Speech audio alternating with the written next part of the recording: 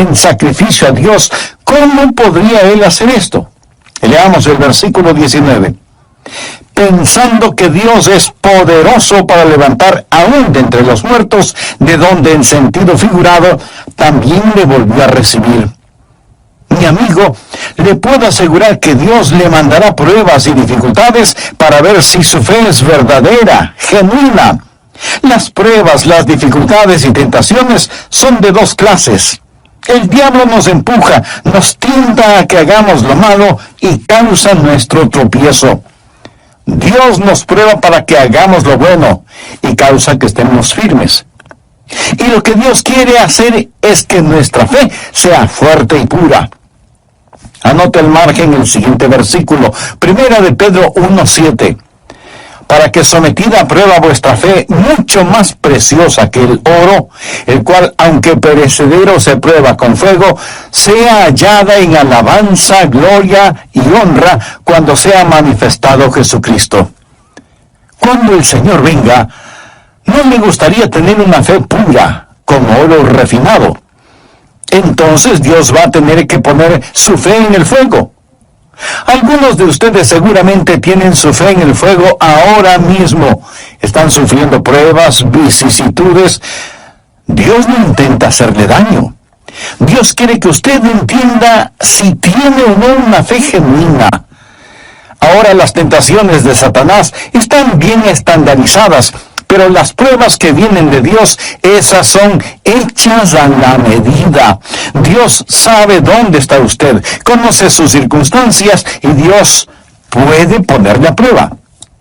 Lo que estamos viendo en el Nuevo Testamento es un comentario de una historia en el Antiguo Testamento.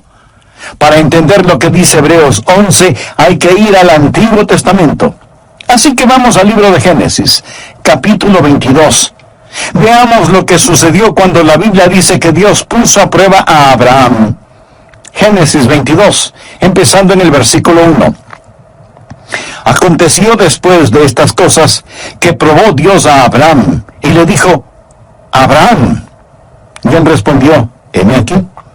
Y dijo: toma ahora tu hijo, tu único Isaac, a quien amas. De paso le diré que esta es la primera vez que la palabra amor aparece en la Biblia. Y vete a tierra de Moria, y ofrécelo allí en holocausto sobre uno de los montes que yo te diré. ¿Puede imaginarse esto? Dios le dijo a Abraham: toma a tu hijo y ofrécelo como un sacrificio. Sigamos leyendo, versículo 3. Y Abraham se levantó muy de mañana y enalbardó su asno, y tomó consigo 2 siervos suyos, y a Isaac su hijo, y cortó leña para el holocausto, y se levantó, y fue al lugar que Dios le dijo. Al tercer día alzó Abraham sus ojos, y vio el lugar de lejos.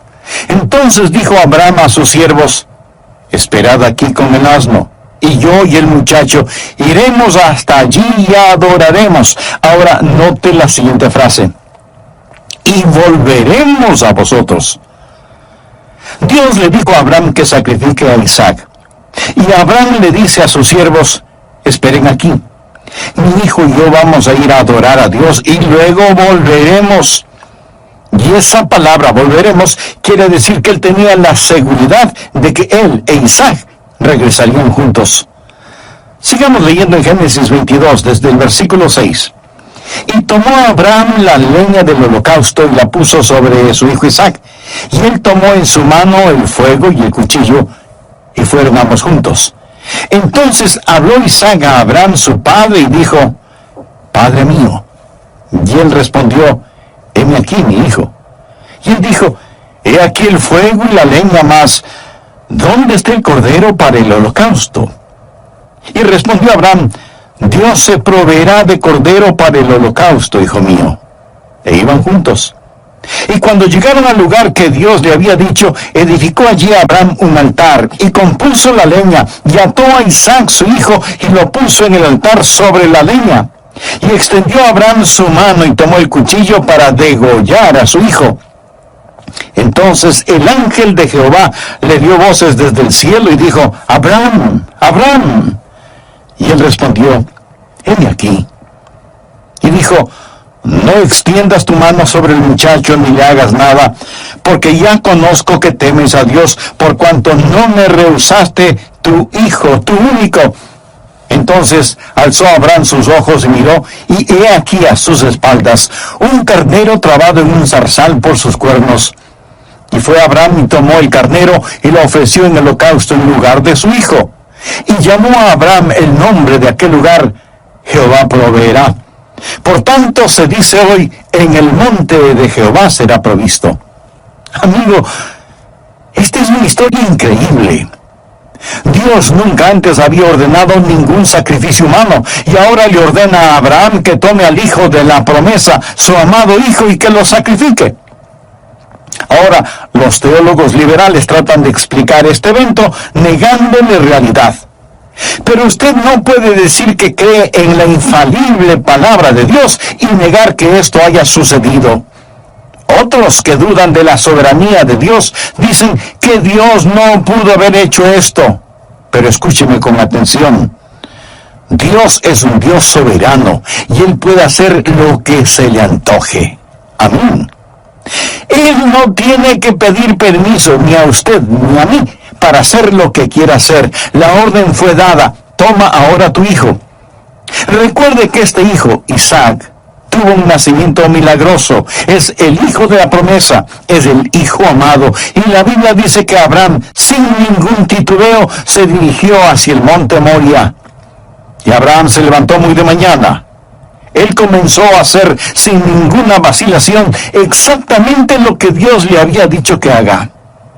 Usemos nuestra imaginación. Se puede imaginar a Abraham e Isaac la noche anterior sentados frente al fuego.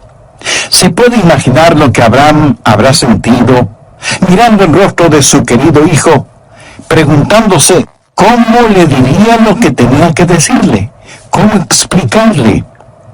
¿Qué es lo que dirá Isaac a todo esto? ¿Sería capaz de soportar su mirada? Amigo, póngase por un instante en el lugar de Abraham.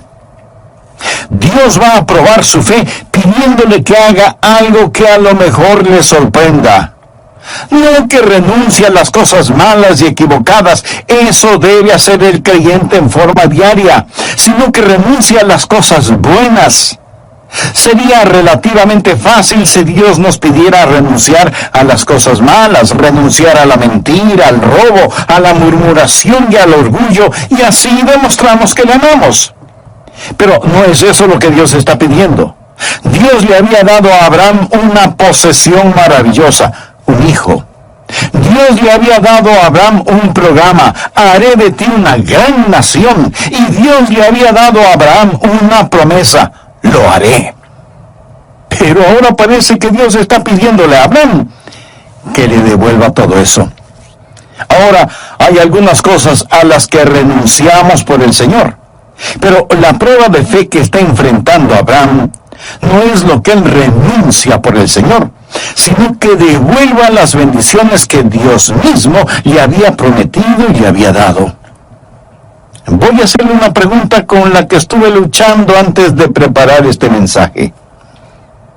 ¿Está usted listo a devolverle a Dios sus bendiciones? Note que no estoy preguntando si está usted listo a renunciar a sus pecados. ¿Está usted listo a devolverle a Dios las bendiciones que le ha dado?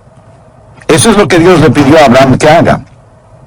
Hoy quiero dejar 3 preguntas en su corazón para ver si su fe puede pasar la prueba. Primera pregunta. ¿Puedo confiar a Dios las posesiones que Él mismo me ha dado?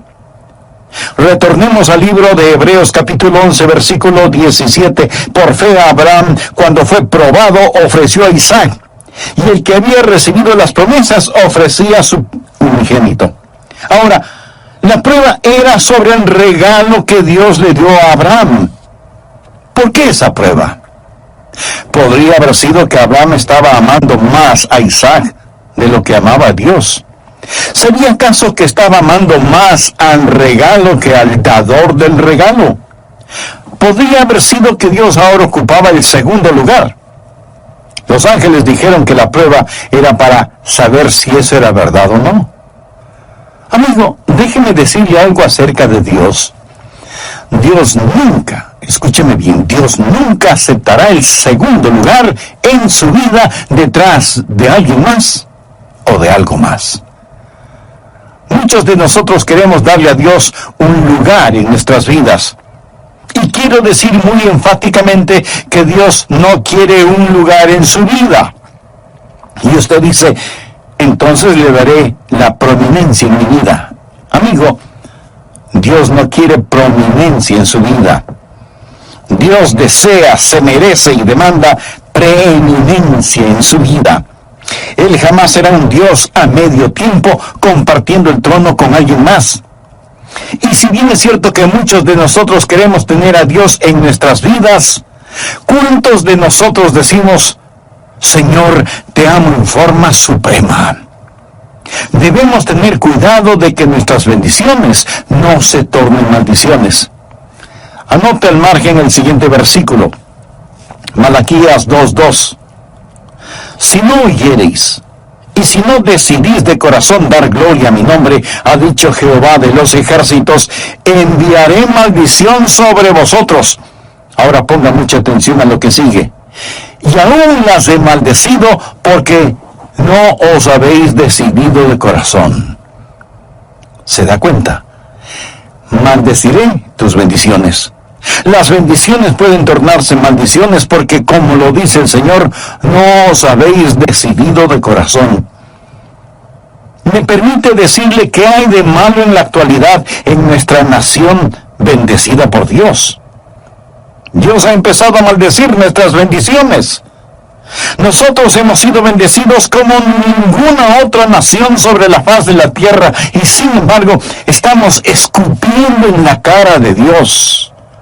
Más vilezas, más inmoralidad, más asesinatos de los que no nacen, más desprecio por Dios, más arrogancia caminando sobre la tierra. Hemos puesto a Dios a un lado y nos hemos concentrado en vanagloriarnos con nuestras bendiciones. Mi país ha sido sumamente bendecido, pero temo que Dios comenzará a cambiar nuestras bendiciones en maldiciones a menos que retornemos hacia el todopoderoso Dios. ¿Eso no le asusta a usted? Pues a mí sí. Dios no aceptará el segundo lugar detrás de alguien o de algo. Abraham no hizo nada de malo al amar a su hijo. Yo amo a mis hijos con todo mi corazón. De hecho, nadie puede amar a sus hijos verdaderamente hasta que aprenda a amar a Dios como se debe. Dios no le preguntó a Abraham si es que amaba a su hijo. Él sabía que Abraham amaba a su hijo. Lo que Dios quería saber es si es que Abraham le amaba a él más que a su hijo. Después de la resurrección, Jesús le preguntó a Simón Pedro, Simón, hijo de Jonás, ¿me amas más que estos? Algunas personas piensan que Jesús quiso decir, me amas más de lo que los otros discípulos me aman. Yo no creo que es así. Pienso que Jesús está allí, parado en la playa, hablando con Simón, y le pregunta, Simón, ¿me amas más que tus hermanos? ¿Me amas más de lo que amas la pesca, y el barco, y las redes, y esta forma de vida? ¿Me amas más que a todas estas cosas? Porque te digo, Simón, hijo de Jonás, que yo no aceptaré el segundo lugar en tu vida. La prueba de la fe no es primordialmente entre el odio y el amor, sino entre dos amores, aquello que amamos mucho y aquellos que amamos en forma suprema. Esta es la pregunta que me hice a mí mismo antes de poder predicar este mensaje. Adrián, ¿tienes en tu corazón algún amor que es más grande que tu amor por Jesús? Mi amigo, le desafío a que se haga usted la misma pregunta.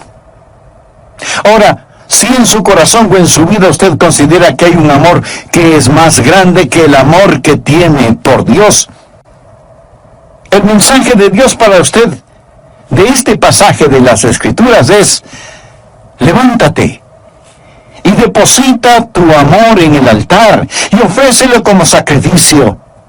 Eso es lo que Dios le está diciendo en este momento. Y usted tiene que preguntarse qué podrá hacer. De tiempo en tiempo, yo me hago la misma pregunta. Cuando pienso que a lo mejor mi corazón se está enfriando hacia Dios, o cuando me estoy volviendo descuidado, o superficial, o muy profesional en mi ministerio, busco estar a solas y no hago una lista de mis pecados. Esos son relativamente fáciles de enfrentarlos, pero hago una lista de mis bendiciones, mi vida, mi familia, mi salud, mi amada esposa, mis hijos, mis preciosos nietos, mi conocimiento de la palabra de Dios, mi habilidad para predicar la palabra, el regalo de ser pastor de esta iglesia bautista Bellevue, la casa, la ropa, cualquier plan de retiro y todo esto lo deposito ante Él. Con manos abiertas, Señor, todo es tuyo. Amigo, no es cosa fácil el hacerlo, pero usted sabe cuando lo hace solo de labios para afuera, y usted sabe cuando lo dice y lo hace con convicción. Antes de terminar la primera parte de este mensaje, permítame hacerle una pregunta muy personal. Como creyentes, como hijos e hijas de Dios, sabemos que todo lo que tenemos es con lo que Dios nos ha bendecido. Pero ¿hay alguna cosa específica o especial que Él le ha dado y que usted no se la devolvería si Dios se la pidiera?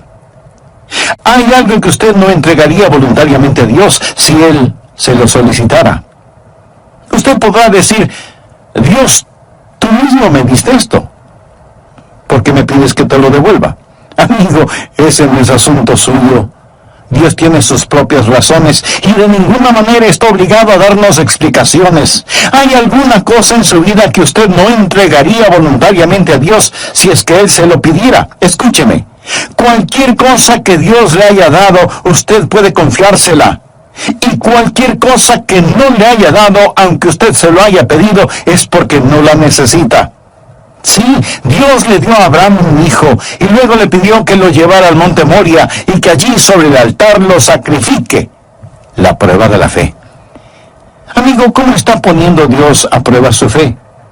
O tal vez, más bien debo preguntar, ¿tiene usted fe en Dios? ¿Cree usted en Dios?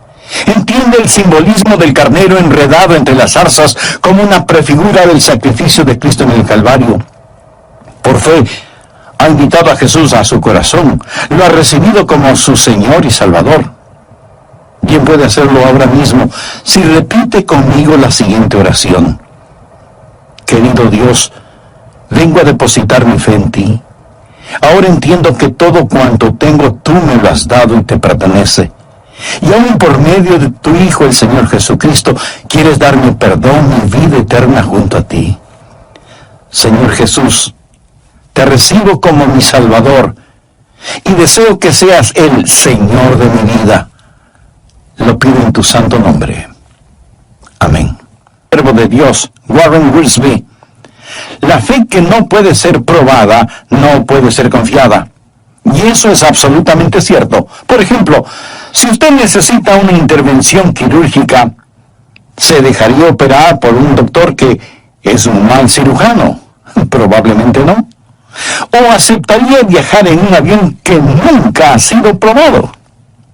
Mi amigo, todos los seres humanos queremos tener una fe confiable. Por eso, la fe que no puede ser probada no puede ser confiada. Ahora bien, le puedo asegurar que Dios le mandará pruebas y dificultades para ver si su fe es verdadera, genuina. Las pruebas, dificultades y tentaciones son de dos clases. El diablo nos empuja a que hagamos lo malo y causa así nuestro tropiezo espiritual. Dios nos prueba para que hagamos lo bueno y causa así que estemos firmes en nuestra vida espiritual. Y Dios quiere que nuestra fe sea fuerte y pura. Por favor, anote al margen el siguiente versículo, 1 de Pedro 1:7. Para que sometida a prueba vuestra fe, mucho más preciosa que el oro, el cual, aunque perecedero se prueba con fuego, sea hallada en alabanza, gloria y honra cuando sea manifestado Jesucristo. Cuando el Señor venga, ¿no le gustaría tener una fe pura como oro refinado? entonces Dios va a tener que poner su fe en el fuego. Algunos de ustedes seguramente tienen su fe en el fuego ahora mismo. Están sufriendo pruebas, vicisitudes y hasta tragedias. Escúcheme.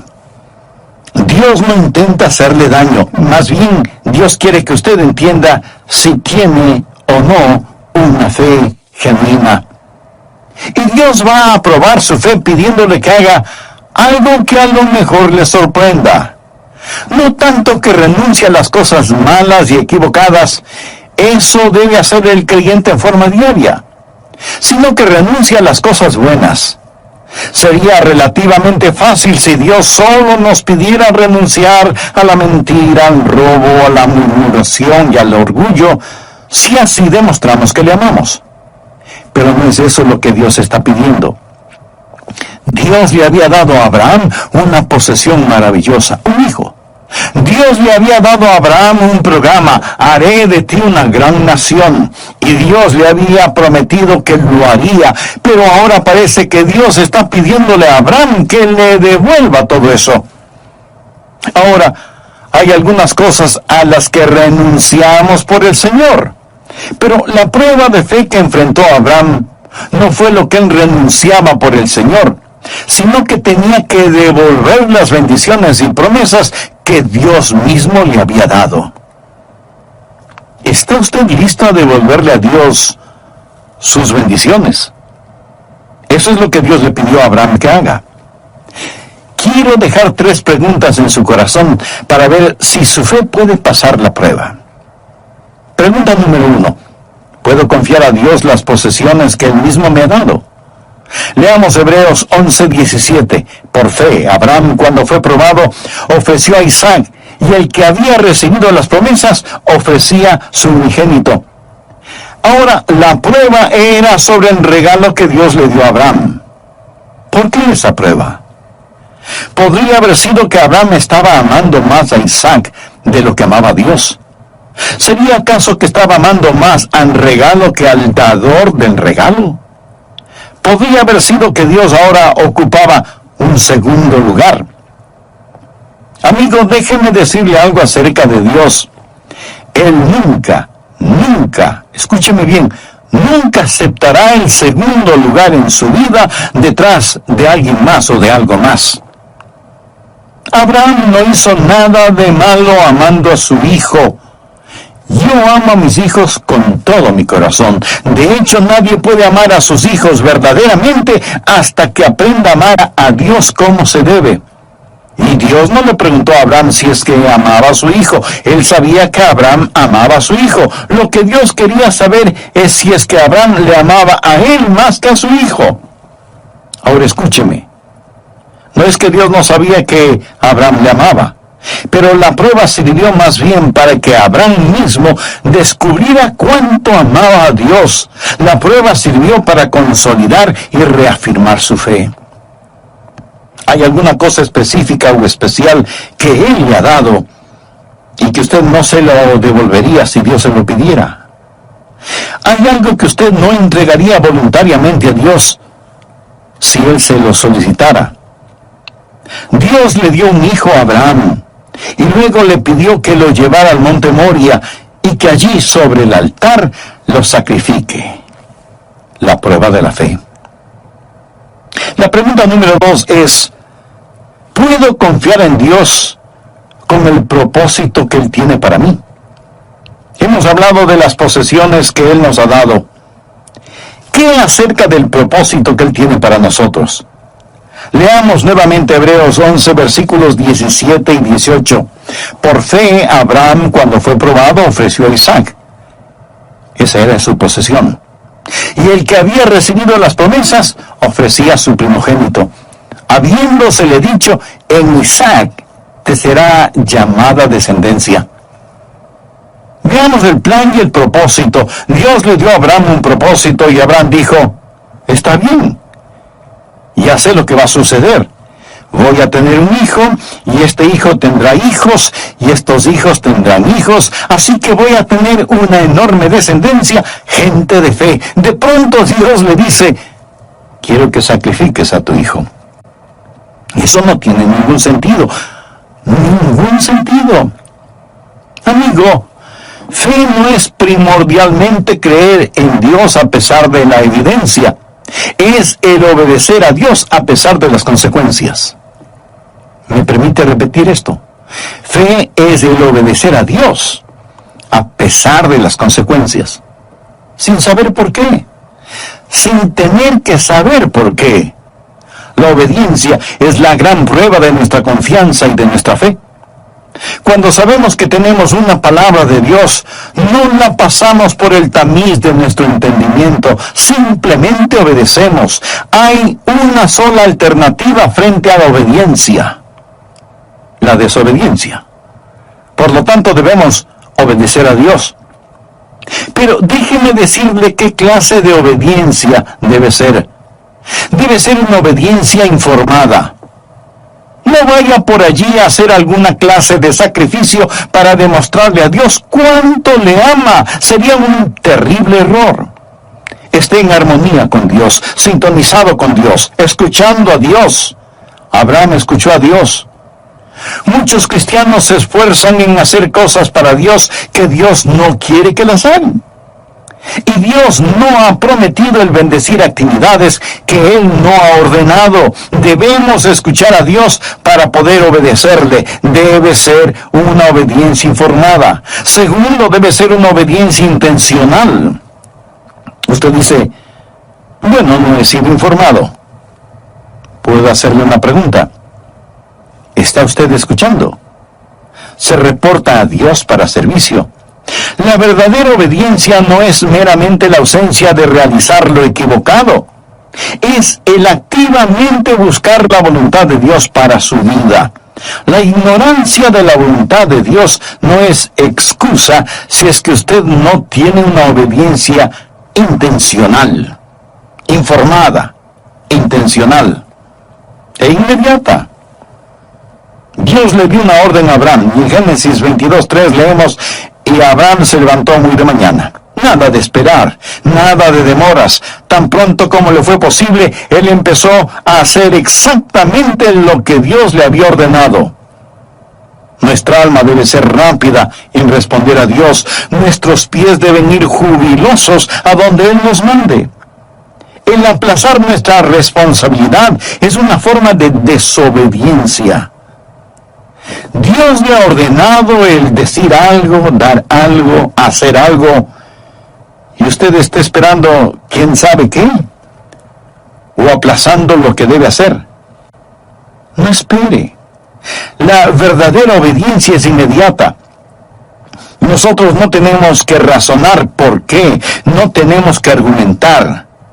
Debemos hacer o morir. Alguna vez la prueba vendrá. Y si usted no obedece de inmediato, puede verse en serios problemas. Permítame relatarle algo. Cuando estaba en el colegio, pastoreaba una pequeña iglesia. 40 o 50 personas, era una muy buena asistencia al servicio dominical. Yo amaba a esos hermanos y ellos me amaban también. Cuando me gradué en el seminario, un par de pequeñas iglesias en la Florida me ofrecieron el pastorado. Sus cartas me llegaron el mismo día, y ambas decían prácticamente lo mismo. Hermano Rogers, creemos que usted debe ser nuestro pastor porque hemos orado sobre este asunto.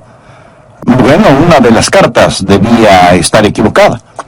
Personalmente creía que ambas estaban equivocadas. Así que les contesté, muchas gracias, pero no, gracias. La pequeña iglesia de Fort Pierce me volvió a escribir. La asistencia dominical en esa iglesita era menos de 100 personas. Y en su carta me dijeron, hermano, creemos que usted es el hombre de Dios para nosotros. Y yo no pude sacar eso de mi corazón, aunque francamente, después de 8 años de estudio, yo esperaba tener una congregación de más de 100 personas. Pero finalmente les contesté, está bien, acepto su invitación. Y a los hermanos de la pequeña iglesia de Waveland, en Mississippi, les dije, hermanos, Dios me ha llamado a otra iglesia y debo ir. Yo sabía que algunos de ellos iban a oponerse, así que traté de ser algo poético cuando dije: una mano perforada me señala el camino hacia la Florida y debo ir. Y pensé, ¿quién puede oponerse a una mano perforada? Y esa fue la retórica que utilicé esa mañana. Pero yo no le había dicho a la iglesia de Fort Pierce cuándo iría. Sin embargo, ya tenía su oferta. Después del culto dominical, fui a casa y antes de comer recibí una llamada telefónica de uno de los miembros del comité de púlpito de la primera iglesia bautista de una de las grandes ciudades de la Florida. Me dijo: hemos oído acerca de usted y queremos que venga para que sea nuestro pastor. Me habló del personal de la iglesia, del presupuesto, de los beneficios que yo tendría. Pero yo le había ofrecido ir a la pequeña iglesia de Fort Pierce. Le digo, si Dios lo hubiera escrito en grandes letras sobre la pared de la iglesia, no hubiera sido tan obvio. Dios me estaba diciendo: Adrián, esta es una prueba. No la eches a perder. Así que le dije al hombre que me llamó: hermano, gracias.